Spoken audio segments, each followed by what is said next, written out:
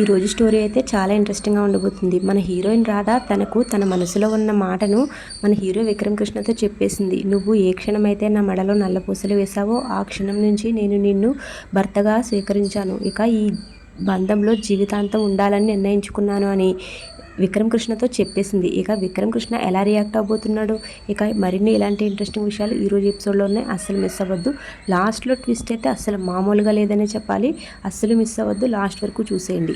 జైల్లో ఉన్న సేనయ్యతో మన హీరోయిన్ రాధ మాట్లాడుతూ ఉంటుంది. సేనయ్య తన కూతురుతో ఇలా అంటాడు, నాకు దెబ్బలు తగిలిని అని తెలిసిన మరుక్షణమే అల్లుడు గారు ఇక్కడికి వచ్చారమ్మా. అల్లుడు గారు ఇలా రావడంతో నాకు కొడుకులు లేరు అన్న లోటు ఈ రోజుతో తీరిపోయింది. మనం చాలా అదృష్టవంతులమమ్మా. ఇలాంటి భర్త నీకు దొరికాడు, ఇలాంటి అల్లుడు నాకు దొరికాడు. కాబట్టి ఎప్పటికీ ఆయన చెయ్యి వదలకు తల్లి అని తన కూతురుతో చెప్తూ ఉంటాడు. దానికి రాధ వింటూ ఉంటుంది. ఇంతలో రాధ ఇలా అంటుంది తన తండ్రితో, నాన్న నేను రేపు నిన్ను చూడడానికి వస్తాను అని. దానికి సేనయ్య ఎలా అనుకుంటాడు, వచ్చి చూస్తే నా దెబ్బలు చూస్తే తను ఇంకా బాధపడుతుంది, తనని ఎలా అయినా రాకుండా ఆపాలి అన్న ఆలోచనలో ఉంటాడు.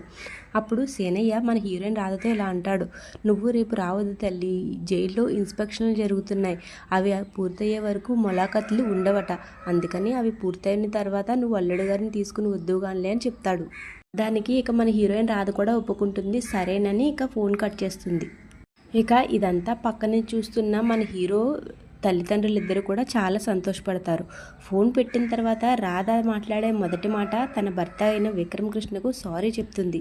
తర్వాత మన హీరో విక్రమ్ కృష్ణ హీరోయిన్తో ఇలా అంటాడు, నాకు నీ దగ్గర నుంచి కావాల్సింది సారీ కాదు, ముందు భోజనం చెయ్యి అని చెప్తాడు. తర్వాత రాధ ఇంకా చాలా సంతోషంగా భోజనం అయితే చేస్తుంది. ఇక తర్వాత రోజు ఉదయం మన రాధ కూర్చుని తన మనసులో ప్రేమనంతా డైరీ రూపంలో డైరీలోకి రాస్తూ ఉంటుంది. తన మొదటి నుంచి జరిగిన ప్రయాణము ఇక తర్వాత జరగవలసిన ప్రయాణము మొత్తం అన్నీ తను తలుచుకుంటూ ఆ డైరీలో రాస్తూ ఉంటుంది. ఇక ఆ డైరీలో ఒకటి రాస్తుంది మన హీరోయిన్ రాధ, నేను విలువనిచ్చినట్టుగానే ఈ బంధానికి విక్రమ్ కృష్ణ కూడా విలువనిస్తున్నాడని తెలుస్తుంది. కాబట్టి నీకు నా మనసులో స్థానం దొరికినట్టే నీ మనసులో కూడా నాకు స్థానం దొరకాలని మనస్ఫూర్తిగా కోరుకుంటున్నాను అంటూ ఆ డైరీలో రాసుకుంటుంది మన హీరోయిన్ రాధ. తర్వాత ఇక ఈరోజు నేషనల్ హస్బెండ్ డే కదా, ఎలా అయినా తనకి విష్ చేయాలి అని అనుకుంటుంది.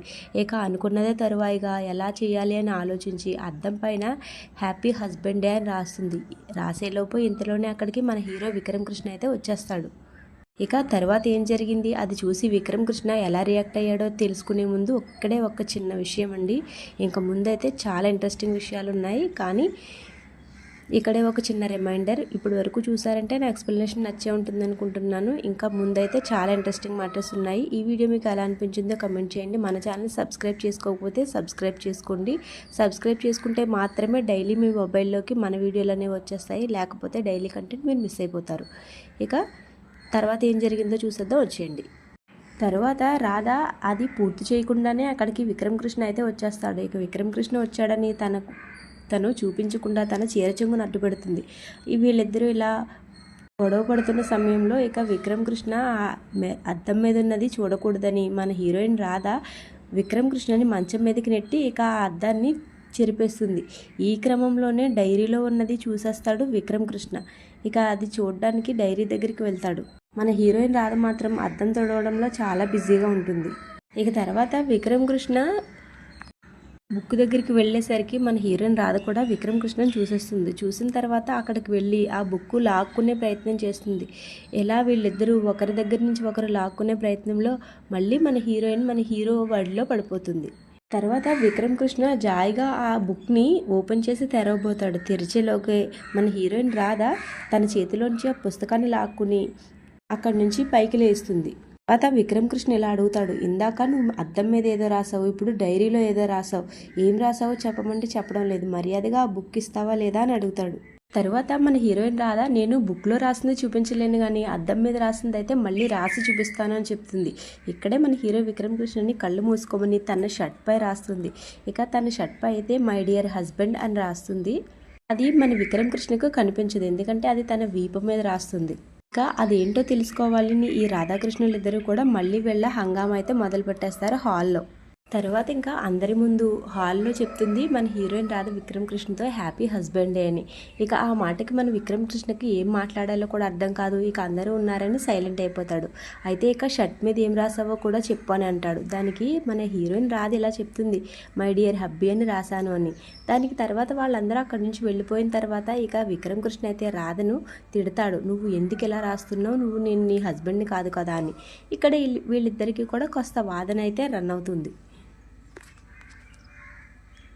మీకు ఈ వాదనంతా ఈ ఎపిసోడ్లో ఏం జరిగిందో మొత్తం అంతా క్లియర్గా తెలుసుకోవాలి అనుకుంటే కమెంట్ చేయండి.